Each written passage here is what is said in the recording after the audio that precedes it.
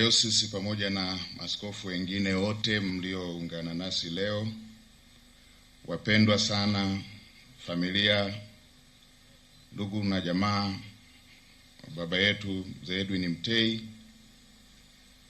nitambue uwepo wa waheshimiwa mawaziri, Mheshimiwa Profesa Adolf Mkenda, waziri wa elimu, pamoja na Mheshimiwa Balozi Hamis Omar, waziri wa fedha, gavana wetu wa Benki Kuu,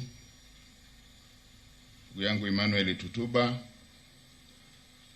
viongozi wa vyama vya siasa, nikitambua uwepo wa mwenyekiti mstaafu Mheshimiwa Freeman Mbowe, makamu mwenyekiti wa Chadema ndugu yangu John Heche, pamoja na viongozi wote wa Chadema, viongozi wa vyama vingine vya siasa, nikitambua mwenyekiti wa CCM ambaye amewakilisha Chama cha Mapinduzi, viongozi wote wa vyama vya siasa, serikali, asasi za kiraia na taasisi binafsi, viongozi wote wa madhehebu mbalimbali ambao wameungana nasi leo katika ibada hii takatifu.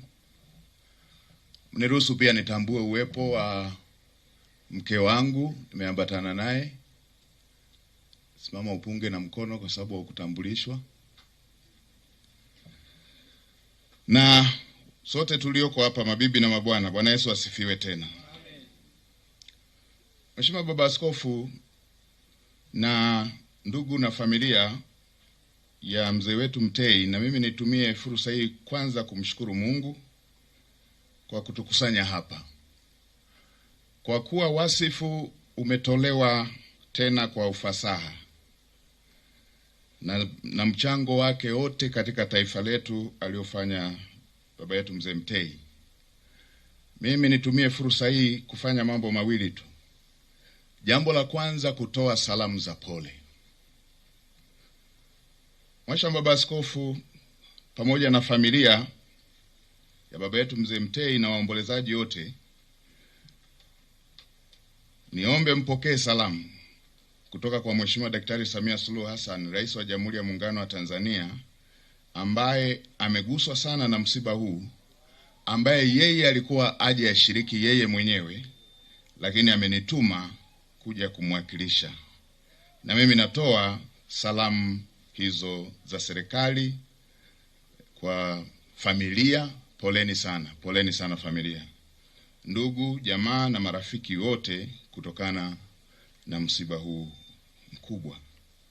Kama tulivyosikia katika wasifu, mzee Mtei alikuwa mojawapo wa watu wachache duniani ambaye alijaliwa vipawa, karama na fursa nyingi kupitia fikra zake, uongozi, kujituma na upendo kwa nchi yake.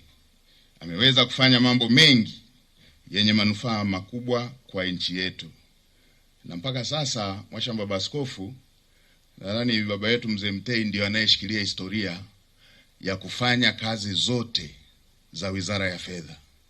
Amekuwa gavana, amekuwa katibu mkuu na mlipaji mkuu wa serikali, amekuwa waziri wa fedha, na ameiwakilisha nchi kama mkurugenzi katika bodi ya shirika la fedha la dunia. Sote tunatambua kuwa katika maisha yake ya utumishi wa umma, mzee Edwin Mtei alitoa kipaumbele katika masuala muhimu, ikiwemo kumcha Mungu, uadilifu, uaminifu, uzalendo na kufanya kazi kwa bidii. Marehemu alikuwa mojawapo wa Tanzania wachapakazi kweli kweli. Haya yanajidhihirisha kwa utumishi uliotukuka wa baba yetu ambaye akapata nyadhifa mbalimbali kama ambavyo nimetoka kuzitaja, kutokana na kutambulika na weledi wake wa kuwa gavana, waziri wa fedha, katibu mkuu, waziri wa fedha. Mwaka 1982 serikali ya Tanzania iliidhinisha kutumika kwake katika nafasi kubwa katika shirika la fedha la kimataifa, nafasi ambazo nchi wanachama huwa zinapewa kutoa mwakilishi. Ndugu wanafamilia na waombolezaji, itakumbukwa pia mwaka 1982 hapa nchini kulifanyika mabadiliko makubwa ya katiba, sura ya 3 ya katiba ya Jamhuri ya Muungano wa Tanzania ya mwaka 77, ambayo ilirekebisha na kufanya Tanzania kuwa taifa linalofuata mfumo wa vyama vingi vya siasa. Na kama ilivyoelezwa katika wasifu na maandiko ambayo yametolewa, baba yetu Mzee Mtei alikuwa mwanzilishi wa chama cha siasa cha Demokrasia na Maendeleo. Na kutokana na mchango wake amekuwa mwanasiasa ambaye amechangia katika kiwango kikubwa kuendeleza demokrasia ya vyama vingi hapa nchini.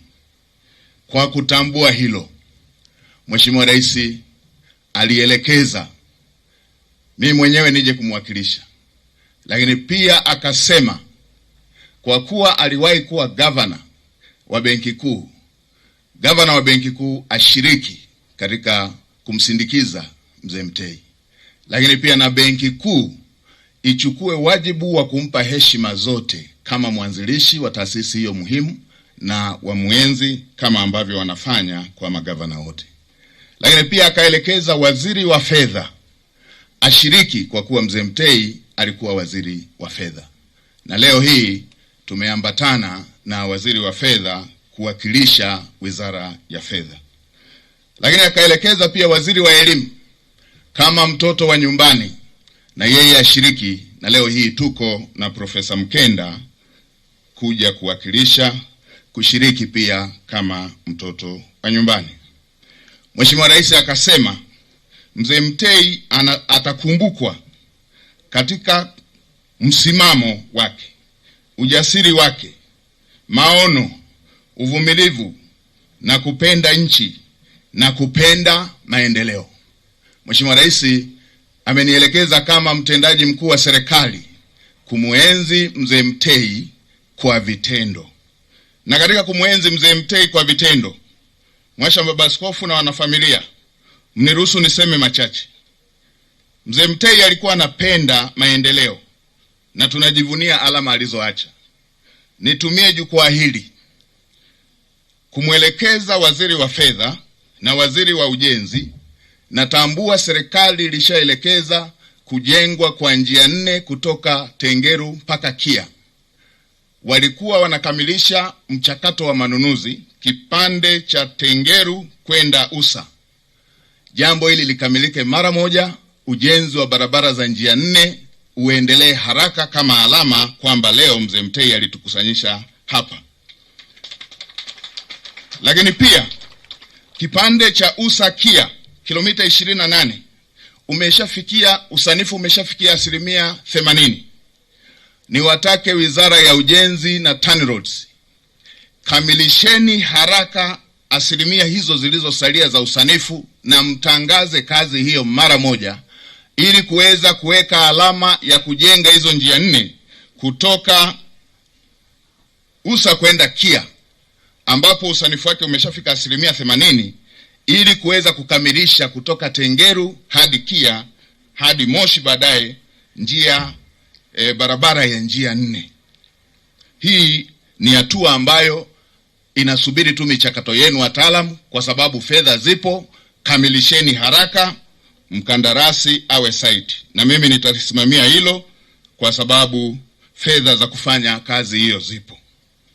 Lakini la pili, kwa maeneo korofi ambayo tumeona wananchi wanapata shida mle njiani na matuta ya udongo na madaraja yale, mkataba ulisema ujenzi ukamilike Februari 20. Nataka by Februari 20 mkuu wa mkoa simamia na Mheshimiwa Waziri wa Ujenzi asimamie. Ifikapo Februari 20 pawe pamefunguka, barabara hiyo itumike, sehemu ya kuenzi kazi, kupenda maendeleo na maono ambayo ilikuwa tabia na hulka na utambulisho wa mzee wetu Mtei. Lakini nimeona watangulizi wote wamesema Mzee Mtei alikuwa anapenda haki na kusimamia haki.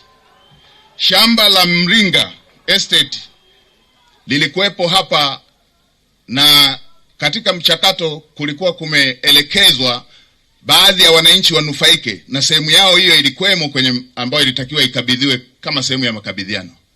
Niliambiwa wanunuzi Bajuta Estate na bodi ilipokaa, kuna sehemu walibadilisha na wakaingia kwenye mzozo. Naelekeza ndani ya mwezi mmoja wawe wamerekebisha yale maeneo waliofuta, na wale watu waliokuwa wanatakiwa kunufaika na eneo hilo wapewe sehemu yao. Mkuu wa mkoa pamoja na watu wetu wa ardhi, kamishna wa ardhi anayehusika, wasimamie ndani ya mwezi mmoja wawe wameshakamilisha na wawakabidhi wahusika ambao wanastahili kupata kipande kile kama mkataba ulivyokuwa unaonesha. Na la mwisho, Mzee Mtei alikuwa anapenda maendeleo. Mheshimiwa Rais alielekeza, na mimi kama msimamizi nitumie jukwaa hili kuwafikishieni. Tuna maeneo mengi katika majiji ikiwepo jiji la Arusha. Tuna maeneo ya kufanyia biashara. Biashara ndogo ndogo, wa machinga na watu wengine. Kila mtu ameweka kamwavuli kake, wengine magunia. Na mvua ikinyesha kwa sisi wafugaji, pale kwenye hiyo soko inageuka kama zizi. Mtu aliyekuwa anafanya biashara hiyo akitoka hapo, anatoka kama alikuwa anakamua kwenye zizi. Sasa nielekeze mkuu wa mkoa, meya, rasi na wakurugenzi wote, yabainini maeneo yote yanayofanywa biashara. Pelekeni fedha za kutengeneza mazingira bora ya kufanyia biashara, yakiwepo mapaa pamoja na nguzo imara pamoja na sakafu zake. Na kote kuliko na majiji kufanyike hivyo. Tutumie fedha ambazo zinapatikana katika maeneo mengine, ambazo tunatumia katika maeneo mengine kutengeneza mazingira bora ya kufanyia biashara na kukuza uchumi, kama ambavyo muasisi wa Benki Kuu alikwisha kufanya. Na la mwisho, Mhashamu Baba Askofu na maaskofu ambao umetoa neno, niseme nimeyapokea yale niliyoyasikia kwa niaba ya serikali. Nimeyapokea yote, nimeyapokea. Na bahati nzuri political will ipo, na mimi ndo nimetumwa kusimamia. Kwa hiyo niwahakikishie nimepokea, na Mhashamu Baba Askofu na Baba Askofu uliotoa neno, serikali haitakuwa kikwazo cha kuhakikisha kwamba nchi inakuwa moja na tunasonga mbele. Na mimi niwahakikishie tutavuka na tutasonga mbele, na heshima ya Tanzania mara zote tutakuwa nayo. Asanteni sana kwa kunisikiliza, na poleni tena ndugu na familia, na Mungu atubariki sote. Poleni sana.